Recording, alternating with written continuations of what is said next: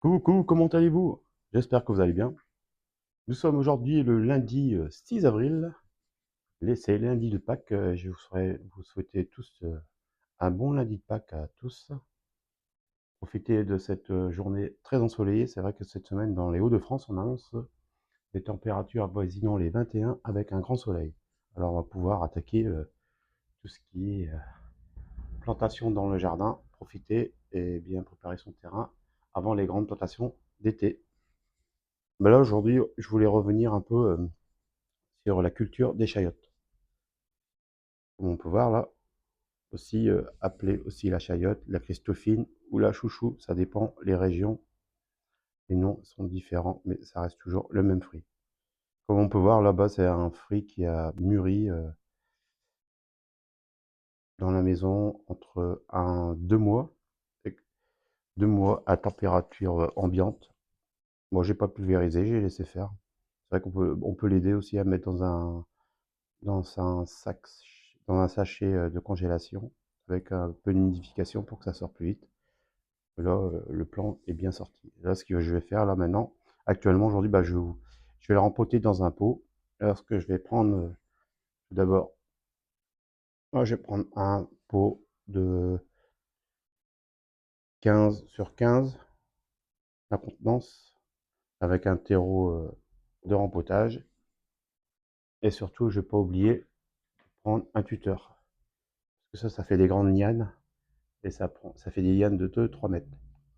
Et ce qu'on va faire aussi, parce que c'est vrai que cette culture, j'avais fait il y a 2 ans et ça n'avait pas fonctionné du tout, du tout. J'avais pas eu, si j'ai eu des fleurs, mais pas de fruits du tout. Alors c'est vrai qu'il faut il faut les poser vraiment en plein soleil. Alors cette année, je vais essayer contre un mur pour voir si avec la chaleur du mur, ça restitue plus de chaleur, si ça va faire effet. Bon là, c'est tout simple, hein. Franchement là, c'est un semis qui se fait pas comme les autres, mais celui-là, ce que je vais faire, bah, je vais rempoter mon pot. Là, j'ai pris du terreau universel. Là, je prends un gros pot, comme ça va faire des racines après. Je ne devrais pas toujours l'arroser.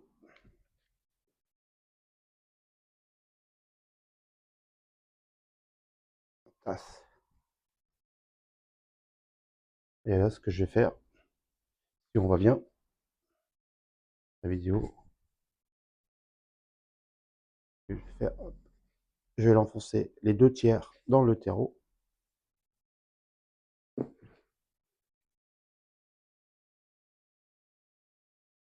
Bon, je vais laisser tout ce qui est sorti à l'extérieur, à l'extérieur.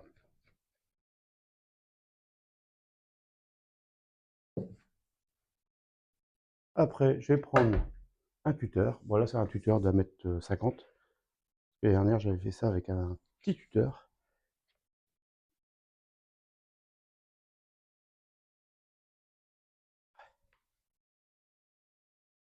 Voilà.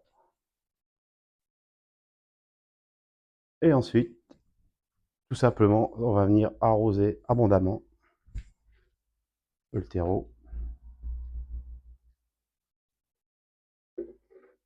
Bon, ça a bien une température de germination, c'est entre 18 et ouais, 22, 23 degrés. C'est pour ça, là, ce que je vais faire la journée, comme il fait beau, je vais la laisser dans l'arrière-cuisine. Et la journée,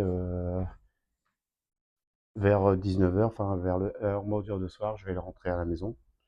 Parce que les températures du soir, ils sont encore fraîches, hein. Ils descendent des fois jusqu'à 7-8 degrés. Et après, pour essayer de garder une température constante, je vais toujours la rentrer. Et après, quand une température, elle sera bien, toujours à 18-20, constamment, je vais le laisser dans mon arrière-cuisine. Voilà, voilà. Bon, c'était une vidéo assez rapide sur la chayotte. Et je vous expliquerai après comment je vais la planter en pleine terre. Par contre, si vous avez des commentaires et si vous la réussissez bien dans les Hauts-de-France, dites-moi comment vous faites. Et puis comme ça, bah, on pourra partager sur la chaîne les commentaires et tout. Parce que bon, ça fait 2 ans que j'essaye et ça n'a pas fonctionné. Ce que je vais faire là, je vais repartir. Je vais vous montrer un petit peu l'avancée des semis, hein. Je sais pas si vous voyez bien. Voilà, là, c'est les blettes. Non, ça, c'est les fèves. Excusez-moi. Ça, c'est les fèves que j'ai mis là. Alors, on voit, ils ont bien sorti. Ils ont bien sorti de terre. Je vais encore attendre encore 5-6 cm et après, je vais pouvoir les mettre en pleine terre. Je vous montrerai tout ça en détail quand je mettrai en pleine terre. Je vais préparer ma terre cette semaine et je vous montrerai ça. Voilà, ça, c'est les piments d'Espelette. Ils sont bien, ils se comportent bien. Moi, je les arrose souvent, mais après, c'est vrai qu'il y a une bonne chaleur. Et ça, c'est le persil. Je vais pouvoir rempoter après quand j'attends. Ah bah, il commence à avoir des petites feuilles là. C'est là, de persil. Quand ils auront leurs 2-3 vraies feuilles, après je pourrai les mettre directement en pleine terre. Après ensuite, il y a aussi bah, les tomates. Les tomates se portent bien aussi, hein. Vous voyez. Et ça, c'est les tomates. Ça, c'est tous les tomates cerises que j'avais mis en part.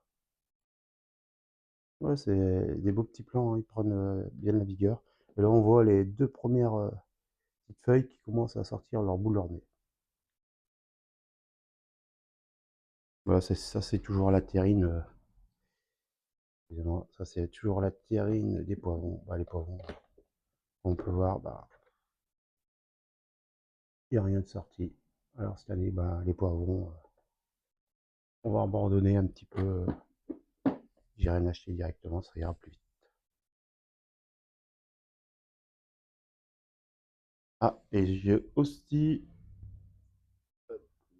et là, comme on peut voir, ça, c'est les échalotes que j'avais mis au départ. Et là, ils se portent bien. Là, je vais pouvoir bientôt aussi les mettre dans le jardin, en pleine terre. Je vous montrerai tout ça en détail. Et là, cette semaine, je vais attaquer bah, tout ce qui est courgettes, curbitacées. Je vais peut-être faire quelques poivres, pas poivrons, mais je vais faire que 2-3 melons pour essayer encore une fois, parce que bon, j'ai jamais trop réussi les melons. Et je vais faire aussi bah, les fleurs. Et après le basilic, ça je vais en refaire de toutes les couleurs. Basilic pourpre, vert.